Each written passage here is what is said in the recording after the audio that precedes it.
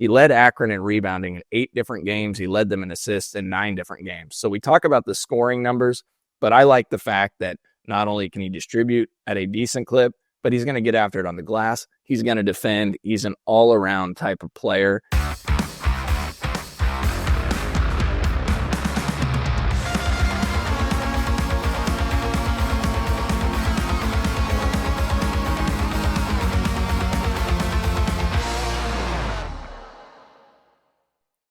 Hello and welcome into another edition of 3Ma. John Kurtz, Derek Young, Cole Manbeck, all here with you today. Basketball transfer portal starting to heat up. We've got some news. K-State has a commit, perhaps a couple of others that they need to get to the finish line, but things starting to look a little more optimistic around here. And that calls for a toast from our friends at Holiday Distillery. They've got the Ben Holiday bottled in bond bourbon. They've got the 360 vodka. Whatever you need for the spring and summer porch drinking season, if you're getting ready for the lake, whatever your summer plans are, they go better with Ben Holiday bottled in bond bourbon and 360 vodka. Guys, K-State adds the MAC Player of the Year. Cole is our resident MAC expert and MAC correspondent, so I'm sure he knows all about Nate Johnson. He is from Akron, and this is a very intriguing guard that K-State is adding here. He was pretty highly sought after. You're going to like the list of schools that were after him. He's somebody that may not be the best shooter in the world, but scored 14 points, grabbed 5 boards, dished out 3.5 assists a game, 30% from 3, 44% from the floor. And maybe what's best, and honestly, I'll start the conversation here. The thing that I like the most about him is he was the MAC Defensive Player of the Year. And just seems like a really hard-nosed, like tough guard that K-State is adding here. And I mean, to be honest, just felt like that's something K-State was really lacking last year in the backcourt. So I think for like I know, and I'm usually the guy that's like all about shooting. And if you tell me, hey, you're adding a guard that's a 30% three-point shooter, I'm like, okay. I think this is the type of thing that K-State really, really desperately needed to add to the roster. So I'm very excited by this one. If I'm going to compliment what you're talking about there, like he does almost like just about everything right except being an elite shooter. Well, you know, the 2 guard they kind of already landed is an elite shooter in Abdi Bashir. So actually, those two work well together. They're a good fit on the court. They play off of each other well because not only would we say an average at best 3-point shooter is Nate Johnson, he's actually really, really good at getting to the rim. He's got a very, very high free throw rate. Another thing that Kansas State lacked last year probably is a guard that can really get downhill at the rim and make things happen. And when he gets to the rim, not only can he, I don't know about finishing well is okay, obviously getting to the free throw line, but that's where he made a lot of his assists with a little kick out guy. And that's why having shooters like Abdi Bashir or some others that they could later land is actually a really good play on for Nate Johnson. You mentioned him being the Defensive Player of the Year. I like him. He is a rough, tough, rugged guard that, I'm trying to think of like a rough, tough, rugged guard that they've had under Jerome Tang. Certainly, I don't think any of the ones they had last year necessarily fit that bill. I'm not sure one in year 2 did, but Desi Sills did a little bit in year 1 in terms of being a long, rangy defender. And this guy's even a little bit bigger, probably a very similar shooter. I don't think anyone's going to be as explosive as Desi Sills, but this guy might be even a better defender, Nate Johnson. So, and assuming that they land some of the other guys, we think they're close on, and we'll talk a little bit about them later, such as an Andre Kostic. They have a lot of guys that can really fill up the stat sheet. Guys that are not just going to be 15 points per game and nothing else, because both Kostic and Elias Rapik also fill it up from a points, assist, and rebounds category as well. So got some stat sheet stuffers that they're kind of adding, and not that I wouldn't also like to see them add a true point guard, but when you have a bunch of dudes that can do stuff like that, a bunch of dudes that it can initiate offense, basically a multi-combo guard lineup plus a front court player that can initiate offense, it becomes a little bit less important. DY might add Cam Carter into the hard-nosed guards kind of list, and maybe a guy that took obviously a big jump when he got to Kansas State and then to LSU obviously as well. But look, yeah, you guys mentioned it, MAC Defensive Player of the Year. DY, I think you said early on in the season last year, they don't have a guy that can just lock you down on the defensive end of the floor in the backcourt, and that was something that they needed. And They went out and got it. I mean, he's a strong physical guard, 6'3", 205 pounds. He's the first player to be named the MAC Conference Player of the Year and the Defensive Player of the Year since Bonzi Wells. How about that name? Since 1998. First player in Akron program history to do it as well. And DY, you mentioned some of the numbers shooting at the rim. If you look at the guys last year for K-State. So first of all, I guess let's go here. Nate Johnson, 93 of 158 on shots at the rim. That's 59%. Very good. I saw, yeah, that's a very good number. I saw some people commenting, well, he was assisted on 43% of them. So does that mean can he get to the rim? Doug McDaniel was only assisted on 18% of his shots, so he had to create more.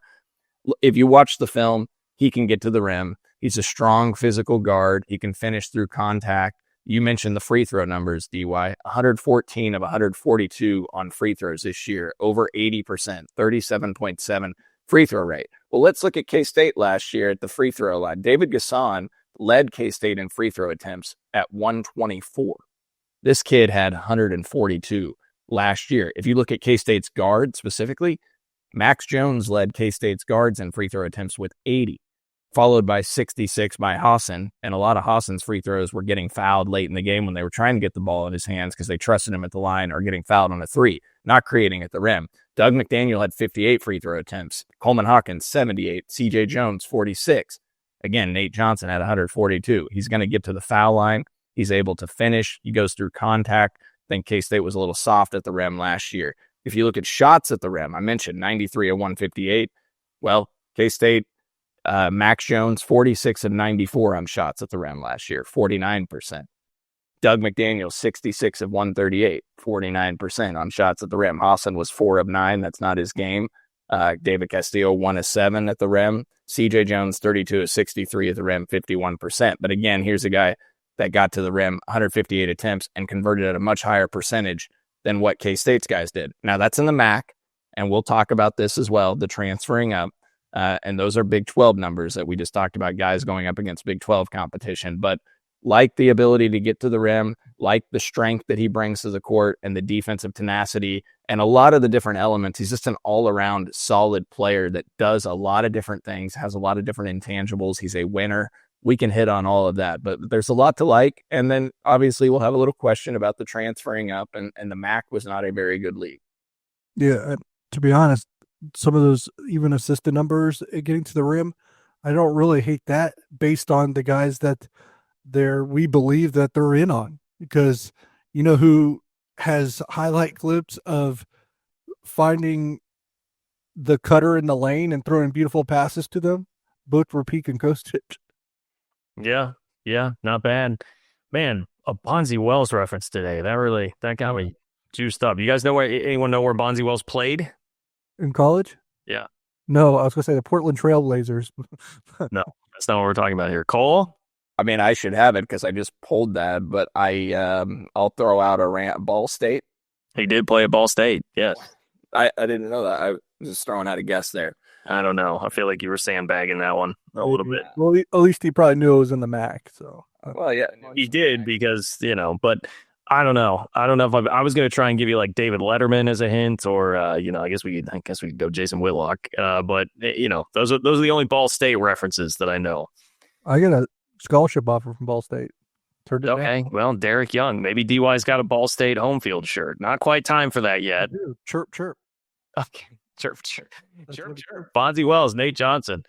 Okay, no, I mean, I love this. And I should have mentioned, by the way, earlier that the other schools, Kentucky, Kansas, Indiana, others that were like involved here. Now, I don't know, maybe DY, you have more insight on like how, who was pushing the hardest, how many of those were like really committable for him. But like one of the things that I look at, because I know Cole's going to come with some of the devil's advocate stuff here about what the MAC was and having to transfer up.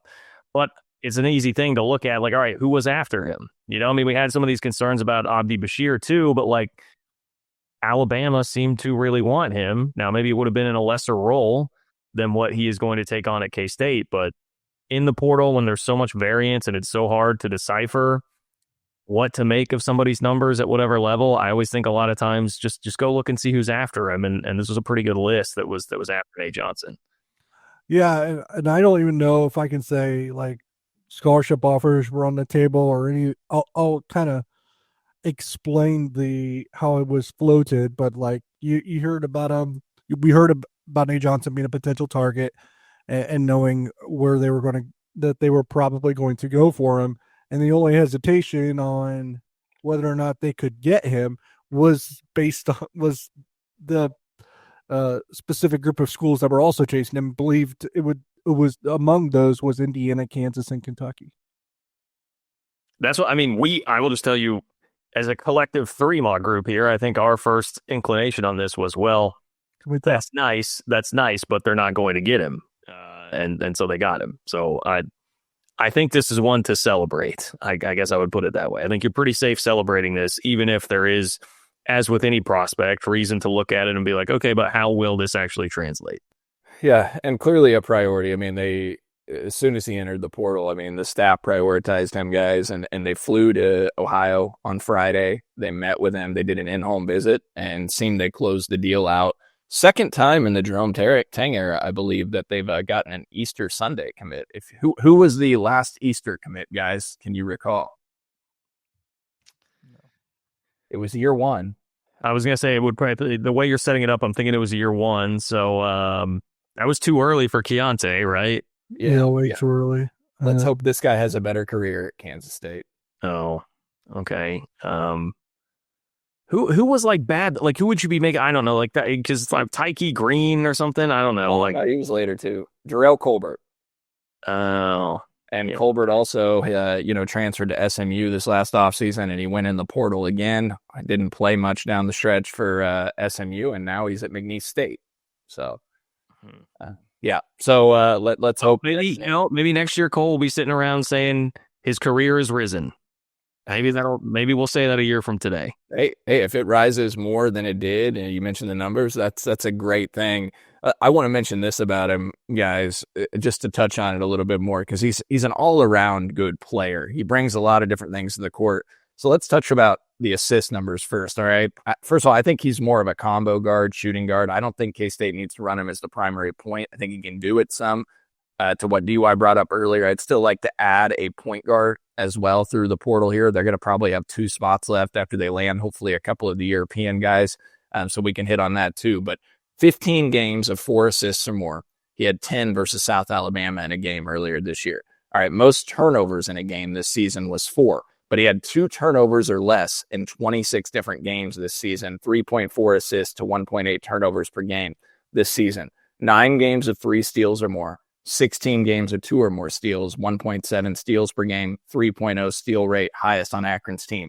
I love this part, guys, because K-State's guards didn't rebound the basketball very well last year. He gets after it on the glass, all right? 10 rebounds versus Kent State, 9 in each in games versus Ball State, Toledo, Buffalo, 8 rebounds in games versus Bowling Green, Ohio, Northern Illinois, 16 games of 6 rebounds or more. He led Akron in rebounding in 8 different games. He led them in assists in 9 different games. So we talk about the scoring numbers, but I like the fact that not only can he distribute at a decent clip, but he's going to get after it on the glass. He's going to defend. He's an all-around type of player that brings a lot to this team that I'm pretty excited about. Those are good numbers. Do you want to? Should we break before we get to the other side? Okay, let's pretend everything's great. Unicorns and rainbows. We don't need to challenge this at all. And the Cats are back in the NCAA tournament mix. DY, is that a Texas shirt today? Why? Just shout out Yerk Malky. Yeah. I really thought he'd have an Akron shirt because he's got a lot of Maction shirts, I thought. I don't have an Akron shirt, and I didn't want to wear this one, but I brought it out because of baseball? Is that what you're doing? Yeah. Got swept by the Jayhawks, so. All right, first of all, screenshot that. I mean, that was what an opportunity for Kansas Twitter to screenshot that and send it around. But also, folks, like Derek sitting here with a Texas shirt and a Kansas shirt in his closet, like how do we feel about this? Of course, it's all home field apparel. Let me make sure and get that in there, home field apparel. But DY, it's for the show. It's for the. Okay, he's committed to the bit. All right, he's committed to the bit. I didn't wear it. Dubious here. but those are two rough schools to include there, DY. But I thought you being an Ohio guy would have an Akron shirt on, possibly to honor the great Nate Johnson. But I assume they've got Akron over at Home Field Apparel. But they got plenty of K-State gear. We know that because I know our closets are loaded up. I have a lot of Mac. I don't have Akron yet. Time for you to get one. Cole, do you want to give Home Field Apparel their money's worth with a 20-second baseball recap since DY brought it up? Disaster, complete disaster. Pete Hughes, on March 31st, after they swept Texas Tech, talked about Kansas State being a national program and challenging people to rank them. And they've been a complete debacle since then. And so I just think you need to be quiet and just play baseball. And it's been a complete debacle since that day. They've lost 6 straight on the road in Big 12 play, and they went from being projected as an NCAA tournament host to probably being on the outside looking in to making the NCAA tournament as we sit here today. So they got a lot of work to do. Homefieldapparel.com, baby. 15% off your first order using promo code FREEMA24. Let's bring this thing back up. Whether you want Texas, Kansas, Akron, whoever, you can use promo code FREEMA24 for 15% off your first order. There's tons of great Cats gear, everybody. Okay, don't you worry. You can get stocked all the way up at homefieldapparel.com. We're back in just a moment. Looking for tickets for your next event? Tickets for Less is your #1 source. Save big on every purchase when you use promo code KCSN at ticketsforless.com.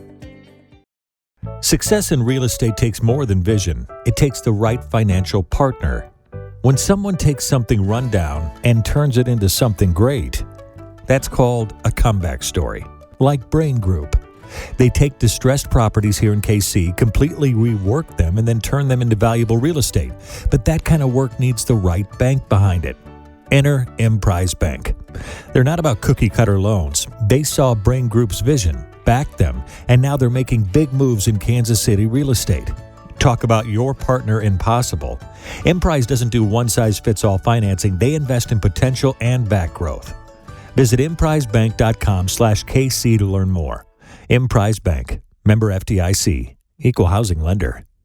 Are you ready to win some real cash during the basketball playoffs? Well, check out Pick 6 from DraftKings. When it comes to basketball payouts, DraftKings Pick 6 posterizes the competition. And yeah, that includes prize picks. Hit all your picks and score higher minimum payouts on Pick 6, plus even more cash if you outscore the competition. Pick 6 is available in most states, including Missouri, California, Texas, Georgia, and more. New players get 50 in Pick 6 credits instantly on just a $5 entry. Here's what you got to do. Download the DraftKings Pick 6 app now and use code KCSN. That's code KCSN for new customers to play $5. Get $50 in Pick 6 credits. Better payouts, bigger wins, only with Pick 6 from DraftKings. The crown is yours. Gambling problem? Call 1-800-GAMBLER. Help is available for problem gambling. Call 888-789-7777 or visit ccpg.org in Connecticut. Must be 18 plus. Age and eligibility restrictions vary by jurisdiction. Pick 6 not available everywhere, including New York and Ontario. Void where prohibited. 1 per new customer. Bonus awarded as non-withdrawable Pick 6 credits that expire in 14 days. Limited time offer. See terms at pick6.draftkings.com/promos. One thing I noticed when watching Nate Johnson highlights is, have you guys seen Kent State's court? It's a good looking court. There's like lightning bolt flashes like all over the place. There's a lot going on. I dig it. So shout out to Kent State, while we're shouting out everybody in the MAC. I do have a Kent State shirt, and people in Ohio refer to Kent State as can't read, can't write, Kent State. Man. I knew where he was going with that. DY loves to take shots at Kent State. He sent that to us in text before. He sent that to us. He said it on the show before. I think you made a reference to it when Dante Cephas committed as well. So, yeah, Nick's right. I mean, we've lost the Coastal Athletic Association listeners, and now Kent State fans again. They're dumping us. I'd be good with the shirt. Just says flashes, nice colors. Yeah, and all the listeners we gained from John Kurtz appearing on the Solid Verbal, my favorite college football podcast in the country, and there they went. We lost some of the MAC listeners. I agree. That's too bad. But Cole, you got to be careful in glass houses, man, because you're about to trash the entire league and tell us why Nate Johnson may struggle because the MAC sucks. I mean, that's a verbatim quote from you before the show. So, let's hear it. First of all, the MAC does not suck in football. That's my league. All right. Now, basketball actually it does suck in football. You just just shut up, DY. All right. All right. So the MAC and basketball is a little different story. I guess before we go into a little bit of pessimism here, I do want to bring up the fact that one of the things that Jerome Tang has always said that he wants is guys who have won. And last year's team didn't have a lot of guys with a background in winning. Coleman Hawkins obviously had been to the tournament all 4 years, but a lot of the other guys had not had a history, of winning a lot of games. And so you look at a guy like Nate Johnson, he comes from a good program at Akron, coached by former Illinois and Ohio head coach John Gross. Gross has been there since 2017. Akron's made the tournament 3 times in the last 4 years, including back-to-back seasons. Well, Nate Johnson's a redshirt junior. He's been there for all 4 years, and including those 3 years, they went to the NCAA tournament. Akron went 28-7 and 17-1 in the MAC this last year, 43-11 in the MAC, and Johnson's 3 non-redshirt years, 74-29 overall record during that time. If you want to count his redshirt year, 57-17 in the MAC, 3 NCAA tournament appearances in 4 years, 98-39 in 4 seasons. Comes from a high school program where they won a lot, helped lead his team to back-to-back conference championships. They went 25-2 as a junior. So a lot of great intangibles when it comes to that. Now, some people that are a little pessimistic of how Nate Johnson will translate to the Big 12 and playing in one of the best leagues in the country will look at his offensive rating against top 100 caliber opponents. He played in 5 games against them. So let's start there. That is a very small sample size. 5 games against top 100 game teams. All right. Somebody pulled Mark Sears, who started his career as well in the MAC at Ohio. And now he had great numbers in his first couple of years, especially his second year at Ohio. But his offensive rating against top 100 teams was not good. And then he went to Alabama, been the last 3 years, been their best player, been an All-American type, especially this last year. So you could look at that and be like, well, that's a pretty small sample size. Do we really judge him on that? 5 games against top 100 caliber opponents. He had an offensive rating of 84.5, which is not a good number, and an effective field goal percentage of 30%, which is a really bad number. All right. So that's the concern there. And then obviously, his conference numbers take a jump up. Well, in conference play, if you look at the Ken Palm rankings of the MAC, Akron was the best team, ranked 100th in Ken Palm. Miami of Ohio, 146, Ohio, 195, Central Michigan, 198, Toledo, 236, Ball State, 274th, Eastern Michigan, 277th, Bowling Green, 289th, Western Michigan, 290th, Buffalo, number 339, Northern Illinois, number 343, and I somehow missed Kent State on this list. But that gives you a good lens kind of. I'm not the only Kent State hater. Yeah.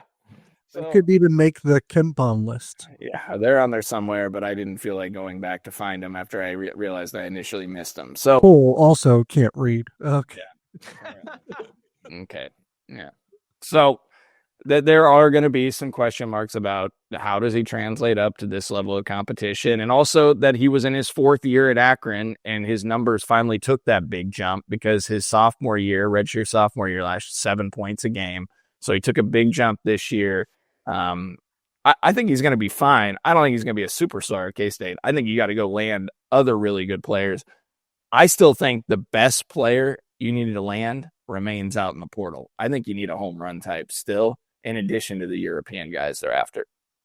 Cole, by the way, Kent State was 111th. Okay, so you threw out all these numbers that were terrible. You for formulating your narrative, you left out one of the best here in Kent State. Also, respectful. And I'll just play devil's advocate to his devil's advocate. 5 games against is not a strong sample size. 5 games against top 100 teams.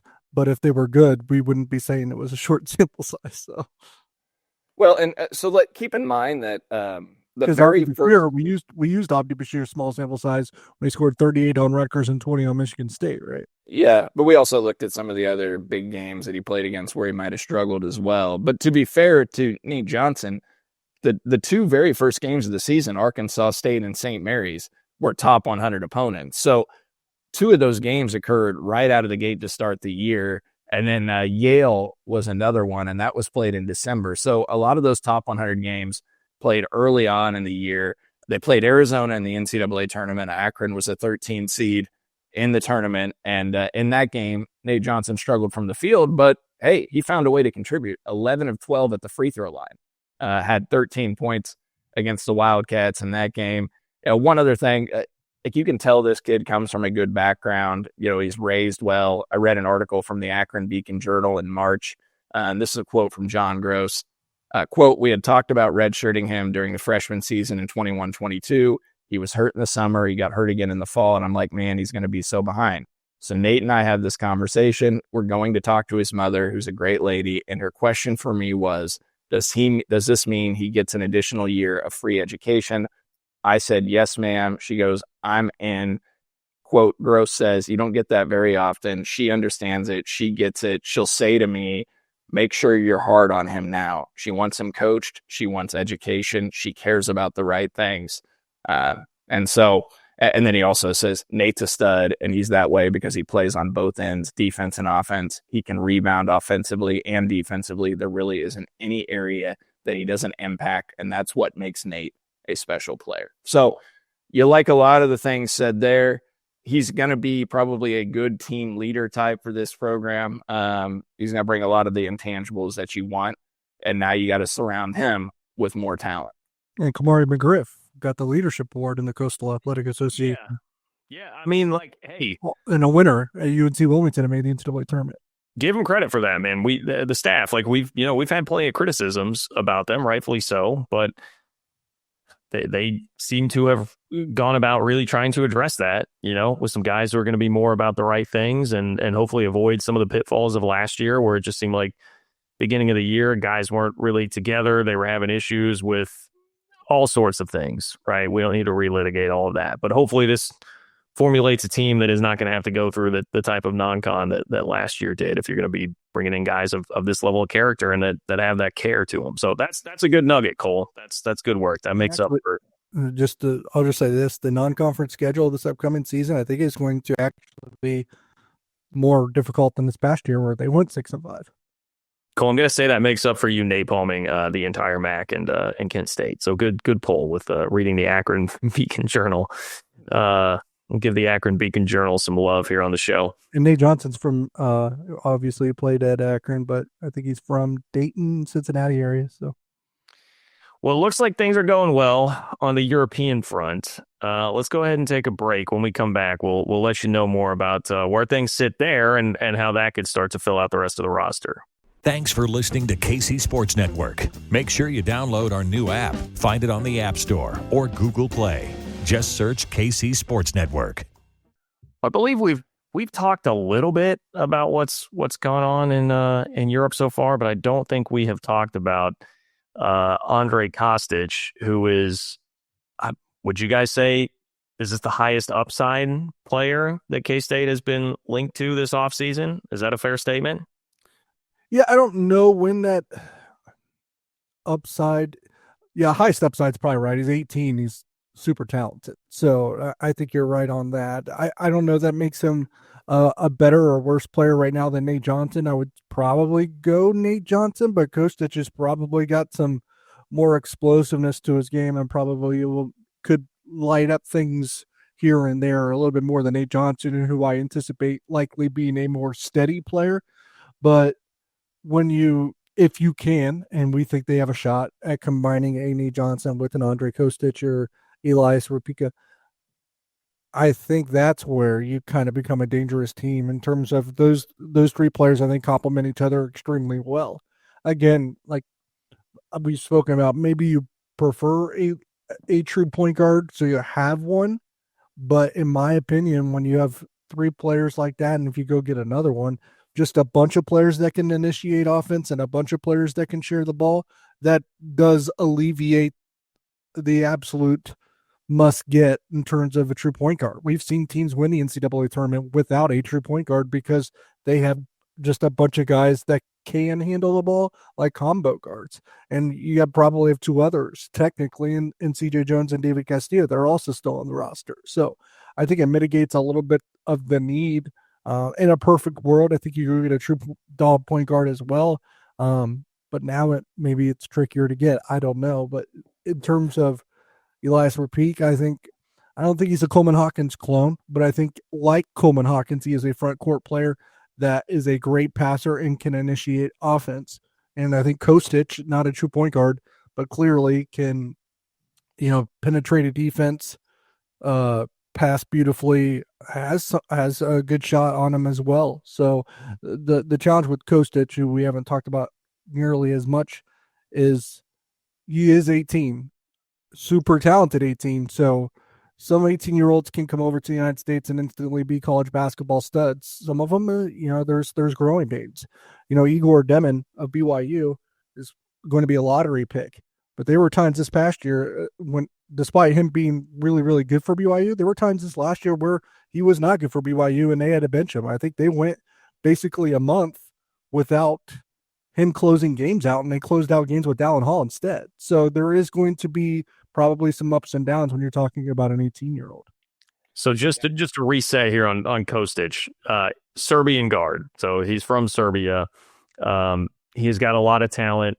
Illinois was believed to be one of the teams that was really, really after him. And as DY mentioned, he is young at just 18 years old. But this is one of those names that started to surface that, again, was kind of like Nate Johnson, where I think at first we're all like, all right, well, that seems like it's going to be a pretty tough putt to pull off.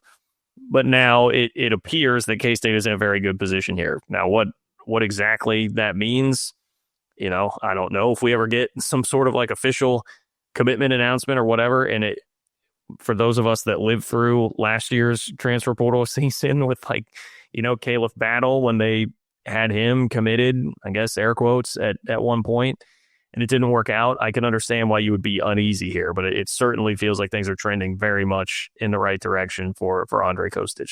Two things I would note on that with the international players. One is I've always, well, not always, but when Kansas State started to recruit them for this year, I was told that they actually play things closer to the vest than college or high school players in the United States. So that's kind of maybe why we're kind of left in a little bit of limbo. Two is, in terms of an announcement, I don't know that it's, protocol or typical procedure for international guys to actually go on social media and make it a big deal like we sometimes see here. And these two guys that we're talking about, Elias Repeat and Andre Kostic, I believe are still playing basketball. So that's part of the issue too. Yeah. I was going to challenge you, DY, and thought that he might have turned 19 years old last night because according to his Instagram, he'd posted on his story that 19, but apparently that was for somebody else that was in the photo. So yes, I do follow Andre Kostic and I'm stalking him on Instagram. So he is 18. His birthday is on November 2nd, 2006. So he will turn 19 at the start of next season. So at least a little older of a freshman, 6'6". Yeah, I mean, Cole, I know when I turned 19, boy, my maturity took over. I just completely transformed from being 18 to 19. It was crazy. Right. Well, 6'6" too. You like that longer guard, and look, I guess we should note that in DY, you noted this on the boards, but like Matthew Grujicic seems far less likely at this point, and my assumption is they just like Kostic more. I know I like Kostic more. When you watch the film, I like everything about his game. It's interesting that Illinois has made such a hard push for him, because Brad Underwood had so much success with Yakachonis, which is kind of the comp for Kostic in my eyes when I watch him. Now, that is a high-end comp to put on him because Yakachonis is going to be a first-round pick in the NBA draft. He spent 1 year at Illinois this last year. He averaged almost 50. I think he led Illinois with 15 points per game, 5.7 rebounds, 4.7 assists, shot 44% from the floor. He's a 6'6" guard from Lithuania. And so, Kostic is a guy that kind of reminds me of him. And if he can be anything near that, it's a huge add. Now, Yakachonis played the point mainly for Illinois. And I do think that Kostic has some point guard skills. So you have some versatile guys that can play the point some. I'd still like them to go get a true point guard in the portal. But, this is a guy, and Nate Johnson's a guy that can play some point as you need to. Well, it seems like things are trending up, right? I mean, we still feel good about Repeat, where that's going. Yeah. And so that will leave you with Ashton McGee, the high school commit, decommitting last week, which DYU reported was kind of a mutual decision. Assuming Rapique and Kostic are in with Nate Johnson, that leaves 2 openings to go to 13 scholarships, right? So then, do you go get a true point guard, and then is it a best player available, try to get the home run type? I think one's going to be a best player available, and then whether they can get a true point guard or a true big. I think whatever presents itself this league. My preference, my dream, guys, is to go get a solid rotational type at point guard.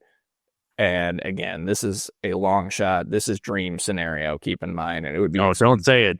Don't say it. Don't say the name that I think you're about to say.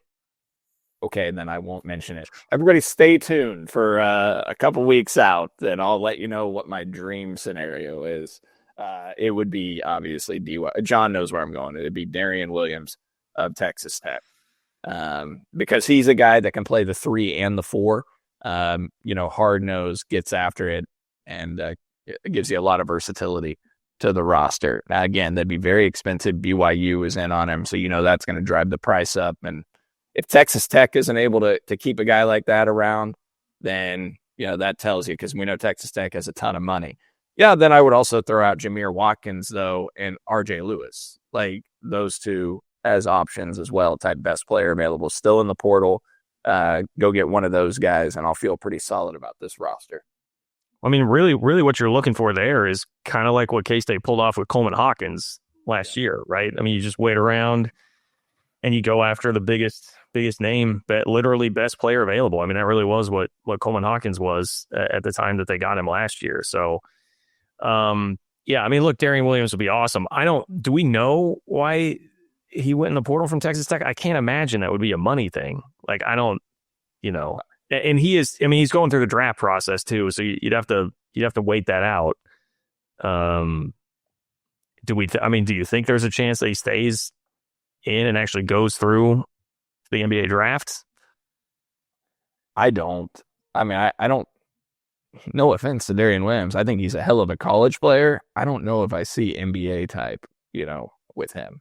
So I don't, the explosiveness, athleticism, I'm not sure if it's there. I mean, like he can do a lot of great things. He can, he's a point forward type, like a Coleman Hawkins in terms of, he can bully his way to the rim. He's stronger than Coleman Hawkins, obviously. Gets to the rim, rebounds, can shoot it from 3. It's interesting that he left, because 2 years at Tech with McCaslin, came from Nevada, transferred up, and has been great for them. And they have a winning culture there, and we know they have a lot of money. And yes, we know that they paid JT Toppin $4 million. They paid Christian Anderson a lot of money to stay too, the freshman guard. But I don't think that Texas Tech would let money be a contributing factor to losing a Darian Williams. That was kind of, I appreciate the Nick saying that, like, hey, they paid JT Toppin $4 million, but like they've got a multi-billionaire bankrolling things, and football, like, hey, you think they're done? They just added that Stanford edge, who might be the best player in their entire portal class, like within the last couple of weeks. Like they keep adding guys, and they have the money, and they view it like, remember Jerome Tang came on last year and said, hey, it's kind of like we're in this weird period where nobody can stop you from just buying up anything. So go all in now, get your title now, and worry about the rest later. It's very much the mode Tech's in, where they want to get it all done before revenue sharing actually becomes a thing. So I don't know. It's just I'll have to poke around a little bit and see what I can find out there on Darian Williams, why that didn't work out. Yeah, I don't know. It felt like system was good for him too. Maybe he felt overshadowed by Toppin. I'm just purely speculating. I don't know why he entered the portal, but and maybe he could still return to Tech. I really don't know, but yeah, he's the dream get guys in the portal, but he's going to be sought after by everybody, because I think he's the best player in the portal, from watching him. And then Jameer Watkins would make a ton of sense if they could get him. Florida State wing. They chased him last year before he made the decision to pull out of the portal and return to Florida State. But again, these are guys that are going to be heavily coveted. And it's going to become a question like, who has enough money still lying around to come up with to get one of these dudes. So, and we don't know what K-State spent on retaining the guys they have left and the guys that they've landed. One of the interesting dynamics about the Europe stuff is you got to pay buyouts for these guys to buy them out of their professional contract. But I still don't think it's as expensive as a lot of these guys when you factor in the buyout and the NIL. I still don't think it's as expensive as guys in the portal. And so it's still a more cost-effective way, assuming these guys can come in and contribute right away. Yeah, a lot of this, because of the European piece of it, a lot of it's a little trickier to track, So I think we're perhaps a little bit more in the dark this year on how all that's going to work financially. So, and in fairness, I know that we did kind of criticize Jerome Tang when he did that interview on the field of 68 with Scott Drew, where they were talking about how much more expensive guys are this year. I mean, it is fair. Like top line guys this year are going for, $4 million, $3.5, $4 million, whereas last year, it was a huge headline that Coleman Hawkins was making $2 million. So the price has definitely increased there. Yeah. Okay, go ahead, Cole. I was just, part of the reason also why like a Darian Williams or a Jameer Watkins, like I would like to get a very proven player from a power high major league, because right now, as we look at it, guys, you're looking at Abdi Bashir and McGriff transferring up from the CAA and Nate Johnson transferring up from the MAC. And so I'm not saying they can't do it. There's numerous examples of guys being highly successful. The guys we're talking about, Darian Williams transferred up from Nevada. PJ Haggerty in the portal, top guy, transferred up from Tulsa. Now he started at TCU. Jacoby Gillespie, who's at Tennessee now, went from Belmont to Maryland. Yeah, there's so many examples of this. Luis from UMass to St. John's, who's now a top guy in the portal. So, yeah, but I still would like to get a high major proven piece if you could. Do we have any other final hoops thoughts here? Not me. Okay. Well, there's your update. More positive than last time. Jerome Tang and company doing some work. I guess my final thought here would be this, because I saw people, I think this is on the Patreon, patreon.com/3mod, by the way. If you want to be tracking what's happening on a daily basis, like you certainly would have known about Kostic if you were a member of the Patreon, patreon.com/3mod. But, I saw some people wondering out loud about like, hey, did they have to go to Europe because the reputation has really taken a hit here in the States based on back-to-back seasons where things have not gone well? You haven't made the tournament. There's been controversy, going back to the Iowa State thing with the staff. And I think there may well be some truth to that. But I guess the pushback I would have here is just say like, hey, if they really do this well in Europe, they bring these guys in. Nate Johnson is what we think he can be. Like, winning cures everything. So just go out and have a winning season, make the tournament. I think you'll be fine. That would just be my message to seeing some of that, because I understand how people jump to that conclusion or have that thought when this is the way that they've approached the portal this year.